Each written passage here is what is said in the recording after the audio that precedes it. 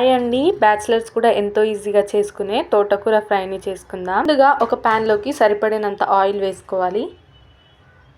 Oil బాగా heat అయ్యాక ఇందులోకి జీలకర్ర, ఇంకా ఆవాలు, పచ్చిశనగపప్పు కూడా వేసి లైట్గా ఫ్రై అవ్వనివ్వాలి.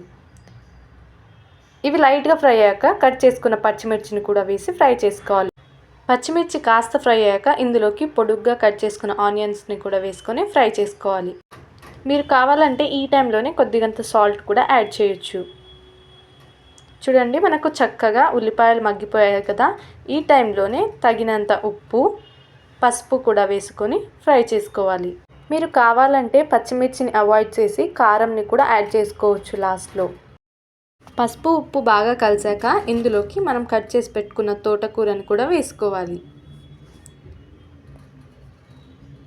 లైట్గా కలుపుకొని మూత పెట్టి ఒక 5 మినిట్స్ మగ్గించుకున్నాక కలపడానికి మనకు వీలుగా ఉంటుంది. తోటకూర కుక్ అవ్వడానికి చాలా టైమే పడుతుందండి. కాకపోతే మనకు కుక్ అయినట్టు కనిపిస్తుంది కానీ సరిగ్గా కుక్ అవ్వదు. మనకు తోటకూర ఉడుకుతూ ఉంటే కలర్ కూడా చేంజ్ అవుతూ ఉంటుంది.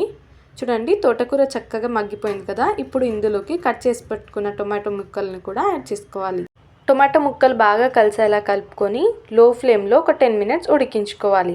మధ్య మధ్యలో అడుగు అంటుకోకుండా కలుపుతూ ఉండాలి. దీనికి తగినంత ఉప్పుని కూడా వేసుకొని యాడ్ చేసుకోవాలి. చూడండి, మనకు టమాటా ముక్కలు సరిగ్గా మగ్గిపోయాయి కదా. అంతే అండి, మన తోటకూర రెడీ అయిపోయింది అన్నట్టు.